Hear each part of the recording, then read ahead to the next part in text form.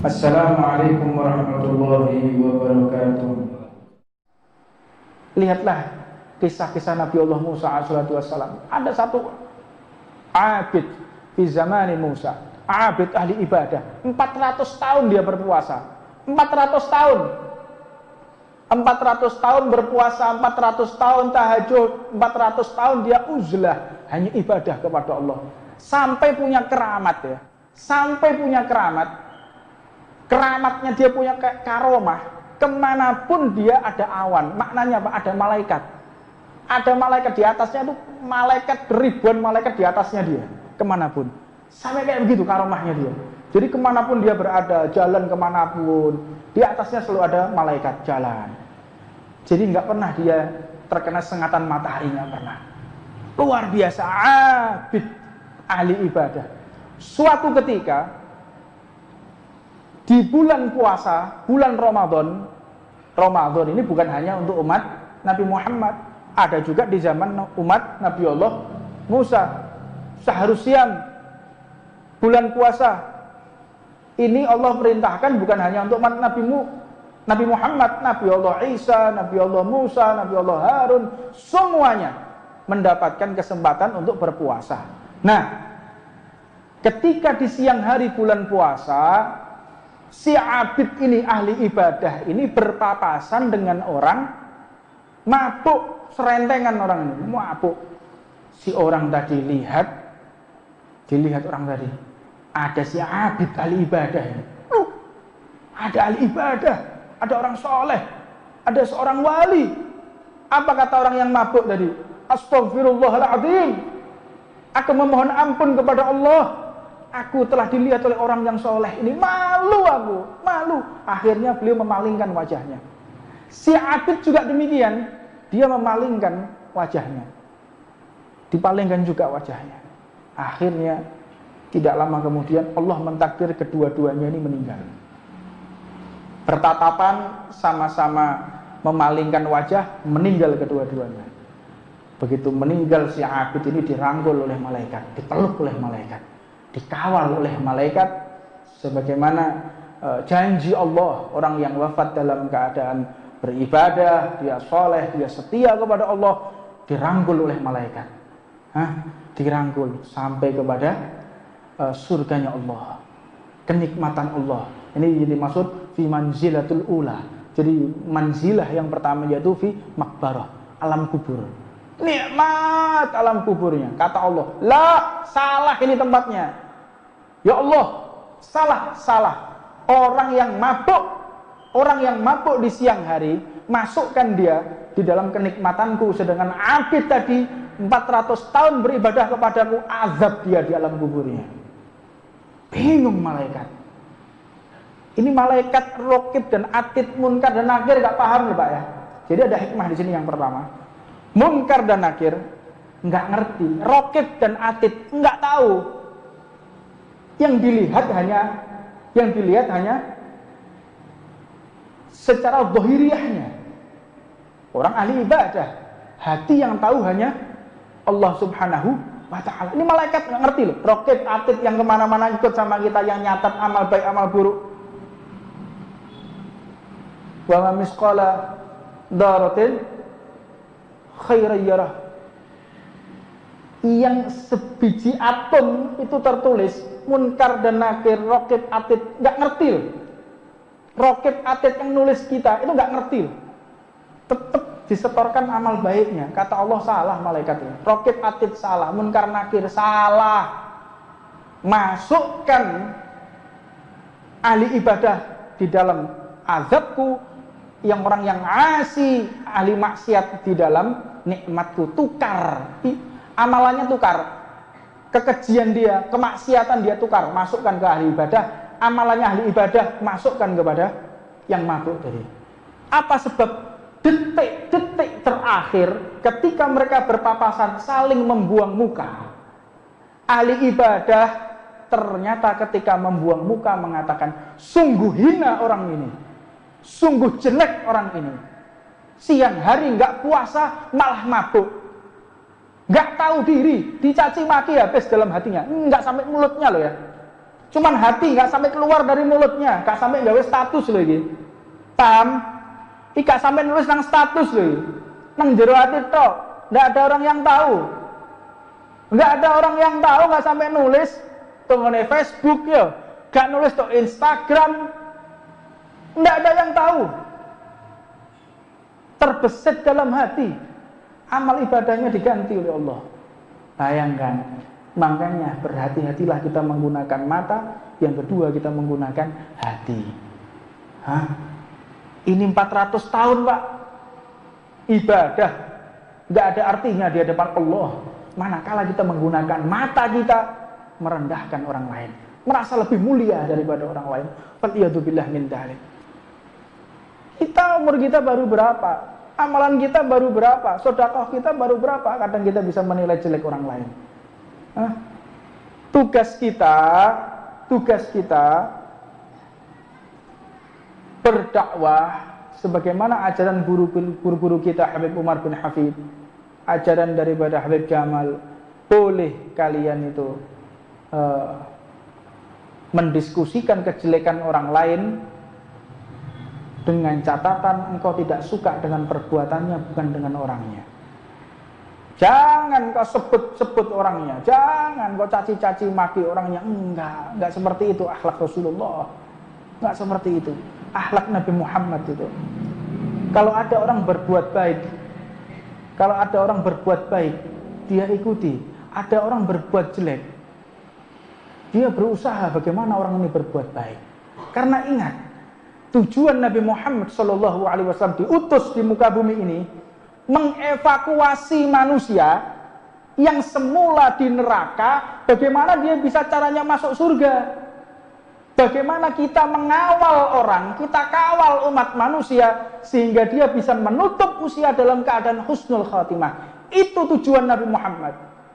Bagaimana orang ini meninggalnya husnul khatimah, bagaimana orang ini, semoga orang ini meninggal membawa iman, membawa ridho. Itu keinginan Nabi Muhammad. Bukan orang doa lah, mati lah wes wong iki. Ojo kaya ngono. Ora doakno mati lah wes. Jangan. Rasulullah ini menginginkan semua manusia. Keinginan Nabi, semua manusia, tidak ada satupun di neraka. Ini keinginan Rasulullah seperti itu. Makanya sampai diceritakan ketika Sayyidina Husain radhiyallahu ta'ala anhu nafa'anallahu bi ulumih. Sayyidina Husain ketika beliau mau dibaiat, beliau mau diangkat jadi presiden. Beliau ya qadha bertemu dengan Rasulullah SAW. Yang kita yakin Ahlul Bait ini meyakini beliau bertemu dengan Rasulullah dengan para sahabat dalam keadaan jaga. Di situ di sampingnya ada Sayyidah Zainab, sampingnya ada Sayyidah Suqainah. Beliau bertemu dan mengatakan, wahai Husain, malam ini engkau akan berbuka puasa bersama kami di surga. Maknanya apa? Engkau akan dibunuh hari ini. Engkau akan dibunuh oleh orang yang mengkhianatimu, Yazid bin Muawiyah. Akan dikhianati. Jadi akhirnya beliau pun mengatakan, kalau begitu jangan sampai darahku ini mengotori Mekah dan Madinah. Saya akan keluar dari Mekah dan Madinah. Saya nggak mau darahku ini nanti akan tercecer di Mekah. Saya nggak mau. Jangan sampai darahku ini tercecer bertempat di Madinah. Enggak. Saya mau menuju ke jauh biar darahku ini tidak mengotori tempat yang suci. Bayangkan. Kayak begitu. Di perjalanan beliau itu menangis terus di perjalanan. Sampai akhirnya beliau ditegur oleh saudarinya, "Ya Husain, ya ibnu Rasulullah, wahai putranya Rasulullah, wahai kecintaan Nabi Muhammad, kenapa engkau menangis? Apakah engkau tahu apa yang terjadi kepada dirimu?" "Ya, saya tahu, saya akan mati hari ini." "Kenapa engkau menangis? Apa yang membuat engkau menangis? Apakah engkau ini takut mau mati?" "La, bukan." "Terus kenapa engkau menangis?" "Aku menangis karena aku melihat orang-orang masuk neraka gara-gara aku." Bayangkan. Gak mau orang itu masuk neraka gara-gara dirinya. Orang yang menyiksa aku, orang yang menzalimi aku, orang yang membantai aku dan keluarga Rasulullah, mereka akan masuk neraka. Aku tidak mau. orang masuk neraka gara-gara aku. Keinginanku orang itu masuk surga gara-gara aku. Ini akhlak nubuwah. Ini akhlak kenabian. Bagaimana caranya orang yang mengenal kita masuk surga gara-gara kita? Bukan orang yang mengenal kita terus masuk neraka gara-gara kita. Paham maksudnya? Jadi jangan sampai kita di dunia ini orang menyakiti kita, orang memusuhi kita, kita mendoakan kejelekan kepada dia. Bukan thariqah Nabi Muhammad, bukan thariqah para habaib. Hada thariqatul mahabbah. Ini thariqah kasih sayang, thariqah cinta yang tidak mengenal keburukan apapun dan tidak menginginkan keburukan siapapun. Berupaya setiap hari bagaimana caranya orang-orang ini masuk surga gara-gara saya. Orang mendapatkan ridho dari tangan saya. Orang mendapatkan kebaikan dari tangan saya. Bukan orang kualat gara-gara saya. Bukan orang-orang gara-gara saya orang ini akan celaka. Bukan. Tapi ingat, tapi penting diingat, kecemburuan Allah itu sangat tinggi kepada orang-orang yang dicintainya. Allah itu maha cemburu. Kita punya istri, kita punya ibu, kita punya putri. Tentu itu ada rasa cemburu. Kalau ibu kita diganggu orang, marah apa tidak? Marah. Kalau guru kita diganggu orang, marah tidak? Marah kita. Cemburu. Ada rasa cemburu. Istri kita diganggu orang, wah, tebas kepalanya, pecahkan kepalanya. Karena apa? Cemburu. Ada rasa marah, cemburu. Ketahuilah, kecemburuan kita kepada istri kita, kecemburuan kita kepada ibu kita, kecemburuan kita kepada anak kita tidak sebanding dengan kecemburuan Allah kepada orang-orang yang dicintai oleh Allah Subhanahu wa taala. Makanya sampai dikatakan di zaman Nabi Allah Musa dikatakan, "Ya Musa, sampaikan kepada Tuhanmu. Sampaikan kepada Tuhanmu, kalau sampai dia tidak mengabulkan doaku, aku ingin menjadi orang yang kaya." Disebutkan dalam tafsir Imam Baghawi, aku menjadi orang yang kaya, aku menjadi orang yang berkecukupan, dan aku ingin mati masuk surga. Aku ingin hidup seenakku di dunia, dan aku ingin hidup kaya raya, dan aku ingin mati masuk surga. Sampaikan kepada Tuhanmu, kalau tidak aku akan menyakiti dia. Kaget Nabiullah Musa. Bagaimana engkau akan menyakiti Allah? Bagaimana engkau akan menyakiti Allah? Gampang. Aku akan sakiti orang-orang yang dicintai oleh Allah seperti menyakiti Allah Subhanahu wa taala. Langsung diijabah oleh Allah Subhanahu wa taala. Bayangkan coba betapa besar cintanya Allah kepada hamba-hamba yang dicintainya. Dan kita bisa bayangkan bagaimana besarnya cemburunya Allah kepada kekasihnya, yaitu Nabi Muhammad sallallahu alaihi wasallam. Besar rasa cintanya Allah kepada Nabi Muhammad. Tinggi rasa cemburunya Allah kepada baginda Rasulullah sallallahu alaihi wasallam. Dan manakala kita mendapatkan posisi di hati Nabi Muhammad, aman hidup kita, senang hidup kita, bahagia dunia akhirat. Makanya cari posisi, tempat, perilaku yang kita berada di hati Nabi Muhammad. Bagaimana caranya? Berkhidmahlah kepada umat Rasulullah. Apa keinginan Nabi Muhammad? Apa yang paling dicintai oleh Rasulullah? Apa yang paling disayangi oleh Rasulullah? Istrinya? Tidak. Anaknya? Tidak. Siapa yang paling dicintai oleh Rasulullah? Detik-detik terakhir yang diucapkan, yang keluar dari lisan Nabi Muhammad. Apa detik-detik terakhir tersebut? Yang keluar dari lisan Nabi Muhammad, tiada lain, ummati, ummati, umatku, umatku. Kita yang disebut oleh Rasulullah. Enggak ada yang lain. Nabi Muhammad enggak nyebut istrinya, enggak nyebut anaknya, enggak nyebut semuanya, tidak. Ummati, ummati. Umatku, umatku. Udah, enggak ada lain. Dan terakhir Rasulullah berwasiat apa?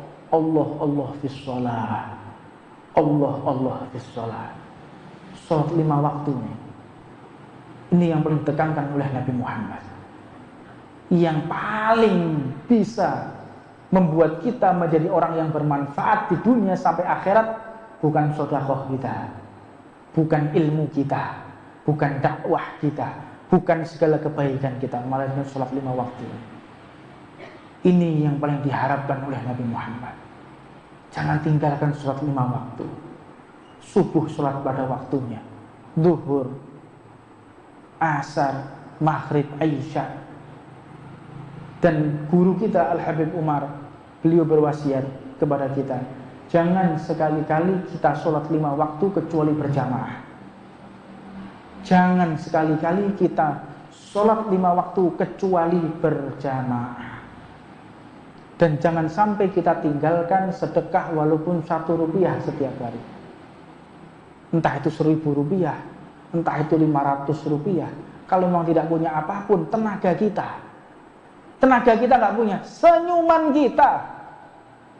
Dan ini hanya satu-satunya agama. Tidak ada agama manapun, ajaran apapun yang mengatakan senyum itu ibadah. Tidak ada. Hanya umat Islam, hanya umat Nabi Muhammad. Nggak ada yang lainnya. Ada umat yang lain mengatakan sedekah bisa dengan tersenyum. Bisa? Ada. Hanya umat Rasulullah SAW. Dan ini adalah rahmatan lil alamin. Siapa rahmatan lil alamin itu? Siapa rahmat lil alamin itu siapa? Siapa? Nabi Muhammad. Wa ma arsalnaka ila rahmatan lil alamin. Islam itu rahmatan lil alamin. Loh, Islam itu rahmatan lil alamin. Siapa yang dimaksud? Rahmatan lil alamin itu. Rahmat untuk alam semesta itu siapa?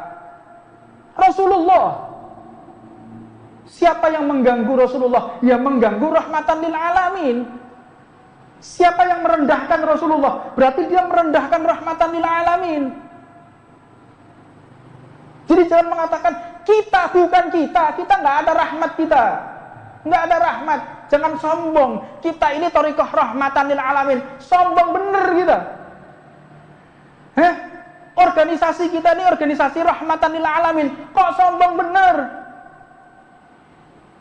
Gharib ini. Hati-hati ya. Kita jangan sampai fanatik ya. Al-arabu bi'asabiyati. Jahiliyah itu ya. Orang Arab dulu tuh. Orang Arab dulu tuh jahiliyah. Jahil, juhal, bodoh. Atas apa? Fi ahkami syariah. Atas hukum syariah. Di antaranya apa? Al-arabu bi'asabiyati. Orang Arab karena kefanatikan, fanatik. Orang yang sudah fanatik, merasa dirinya mulia, ya kayak begitu, merendahkan orang lain. Dia yang mulia, orang lain itu jelek. Nggak ada Nabi Muhammad seperti itu. Thariqah kita Ahlul Bait, thariqah kita para habaib, thariqah kita Ahlus Sunnah wal Jamaah tidak mengenal fanatik. Gak kenal fanatik lah, ada juhal, jahiliyah, orang-orang yang tersesat. Faliyadzubillah min dzalik. Rahmatan lil alamin adalah Sayyidina Muhammad sallallahu alaihi wasallam. Lah untuknya penting kita pahami bahwa manakala di hati kita ada rahmatan lil alamin, kita akan mencintai orang lain melebihi daripada diri kita sendiri. Itu rahmatan lil alamin. Sampai kita, nggak ada yang sampai. Kita belum sampai. Kira-kira kita dibandingkan Nabi Muhammad, kalau mau cara ngukur gampangnya begini ya, Rasulullah siap mati untuk kita, Rasulullah siap kelaparan untuk kita, Rasulullah siap apapun untuk kita. Bahkan rasa sakit sakaratul maut kita ditanggung oleh Nabi Muhammad. Ada yang rahmatan lil alamin selain Rasulullah? Tidak ada. Rahmatan lil alamin itulah Nabi Muhammad sallallahu alaihi wasallam. Selain Nabi Muhammad bukan rahmatan lil alamin. Kita lebih cinta sepeda motor kita daripada Nabi Muhammad. Itu iman kita. Kita lebih cinta sandal kita daripada Nabi Muhammad. Kalau mau tolak ukur iman kita tuh kayak apa? Kira-kira dulu di Denmark Nabi Muhammad digambar seperti karikatur. Marah nggak kita? Berapa hari marahnya? Sejam, 2 jam, atau pas pertama kali lihat postingan marah. Setelah itu kemana? Lali, ketemu koncone, lali. Ada kegiatan, lupa. Itu iman kita. Jadi jangan kita merasa kita ini rahmatan lil alamin. Bahaya, bahaya Pak. Jangan merasa diri kita itu mulia. Makanya hati-hati ya. Pengajian yang mengajarkan diri kita mulia, orang lain tidak mulia, hati-hati, Anda di bawah jurang kesesatan. Merasa dirinya mulia, orang lain tidak, Anda di bawah jurang kesesatan. Thariqahnya Nabi Muhammad itu mengevaluasi diri, bukan mengevaluasi orang lain. Mencari aib yang ada di dalam diri kita, bukan mengkoreksi aib orang lain. Jadi setiap hari kita bisa evaluasi, tambah hari tambah soleh, tambah hari kita tambah bisa memperbaiki diri, bukan merasa diri kita ini yang paling mulia. Makanya ada beberapa orang-orang yang sombong mengatakan Islam yang ada di Indonesia ini Islam yang paling hebat, yang paling indah. Sekarang saya mau tanya ya, di Jepang itu ya, di Jepang, orang di Jepang itu masjid cuma ada di 2 kota. Dan tempatnya tertutup, nggak seperti ini, nggak seperti kota, bangunan kota, dibuat sholat Jumat. Satu negara itu cuma ada 2 masjidnya, satu negara. Jadi kalau orang mau Jumatan itu berangkatnya jam 8 pagi, jam 7 pagi berangkatnya. Dari kotanya sampai menuju ke tempat masjid, menggunakan kereta super cepat, 600 km per jam, 400 km per jam. Jadi menuju dari rumahnya sampai ke masjid itu ada yang sampai 1000 kilo. Tapi mereka nggak pernah ngeklaim Islam kita yang paling kuat, Islam kita yang paling bagus. Karena kita kalau sholat Jumat 4 jam perjalanan, 5 jam perjalanan. Ada orang Jepang mengatakan Islam kita yang paling bagus, Islam kita yang paling indah. Ada kayak begitu. Hati-hati loh Pak. Ini ajaran orang yang berbahaya loh ini, fanatik ini. Nggak ada Islam seperti kita. Tak ada nih ya, Islam Indonesia. Jumatan loh, Jumatan ya, Jumatan. Wong keplek lho sik akeh. Paham? Ini Jumatan ngombe towak sak pirang-pirang. Yo ngakune ya Islam pisan. Itu wajah Islam. Apa sebab? Karena nggak diajarkan. Jangan merasa dirimu mulia. Orang kalau sudah tidak merasa dirinya mulia, dia akan bisa memperbaiki diri. Jadi jangan salah ya. Orang kalau sudah memuji-muji kita ini, berarti orang yang cinta. Nggak salah loh. Sayyidina Ali bin Abi Thalib itu mengatakan, orang yang memuji kita, itu orang yang memuji aku, seperti dia telah mengusap kotoran di mukaku. Orang kalau udah muji-muji aku, dipuji-puji, orang ini baik, orang ini mulia, orang ini soleh, di hadapan kita, apalagi orang ngajak merasa dirinya mulia bareng-bareng. Ada thariqatul iblis. Itu thariqahnya iblis ini. Hati-hati, diajak fanatik, diajak merasa dirinya yang paling mulia, nggak ada. Saya mendengar cerita para habaib, cerita para kiai, lihat tawadhu, mutawadhi'in. Tahu ceritanya Mbah Hamid Pasuruan itu?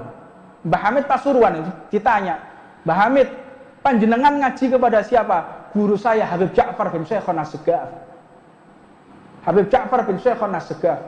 Itu gurunya panjenengan. Iya, ruhku, batinku, dohiriyahku, saya berkiblat kepada Habib Ja'far bin Syekhon. Saya belajar fikih dari beliau, saya belajar nahwu dari beliau, saya belajar tajwid dari beliau. Semua ilmuku berasal dari Habib Ja'far bin Syekhon. Ditanya, wajahnya Habib Ja'far itu bagaimana? Nangis beliau. Gimana wajah Habib Ja'far? Saya nggak tahu. Loh, belajar tahunan? Iya, belajar tahunan. Tapi saya nggak pernah lihat wajahnya Habib Ja'far. Jadi lihat diajar non dulu terus ini. Oh coba tiru. Gak goblok kabeh situ nah. Awak-awak tiru. Nggak bisa. Kayak Hamid itu wali, Habib Ja'far juga wali. Podo wali nih nyambung hati ke hati. Kita masih kelasnya dengan mata, nggak bisa. Nah, mereka itu kayak begitu thariqahnya. Saya ini adalah murid yang salah. saya ini adalah murid yang tidak sepadan. Sampai dikubur, Mbah Hamid loh, kuburannya pertama kali dimakamkan di sampingnya Habib Ja'far. Keesokan harinya geser sendiri Pak kuburannya. Enggak mau dijajarin sampai gurune, enggak gelem. Saking tawaduknya Mbah Hamid Pasuruan. Kayak begitu, thariqah kita tuh merasa diri kita hina. Jangan merasa diri kita mulia. Faliyadzubillah min dzalik. Orang sudah merasa dirinya mulia, dia nggak akan mendapatkan kesempatan baik di dunia ini. Sampai Sayyidina Syekh Abu Bakar bin Salim mengatakan, barang siapa merasa dirinya mulia, maka dia di bawah murkanya Allah.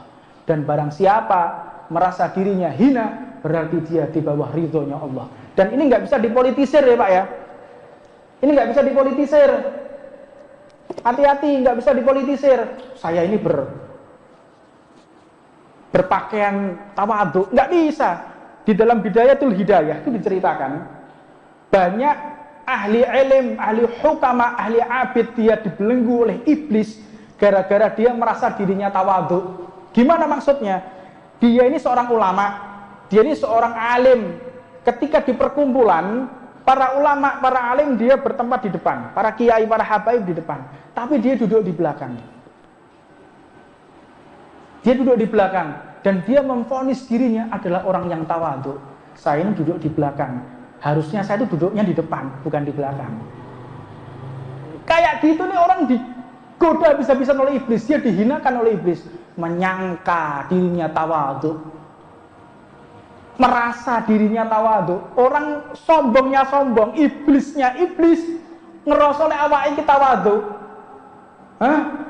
Hati-hati, makanya kita di dalam majelis ini kita tazkiyatun nufus dulu. Kita bentengi dulu pemikiran kita. Kita bentengi dulu hati kita. Jangan sampai kita itu merasa orang yang mulia. Jangan sampai kita itu merasa orang yang lebih agung daripada orang yang lain. Kita nggak akan sampai kepada Allah Subhanahu wa ta'ala. Mudah-mudahan Allah menetapkan, meneguhkan hati kita di thariqahnya para kiai,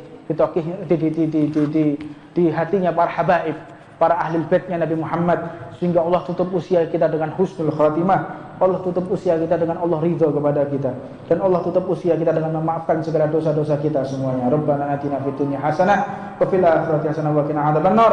Wa 'ala man habibana Umar bin Salim bin Habibina wa 'ala man habibina Ahmad wa habibina Ahmad wa syuhada hadratin Nabi Muhammadin sallallahu alaihi wasallam. Sirul Fatihah. Bismillahirrahmanirrahim. Ar-Rahmanir-Rahim. Maliki yaumiddin. Al-maghdubi 'alaihim wal-dhalin.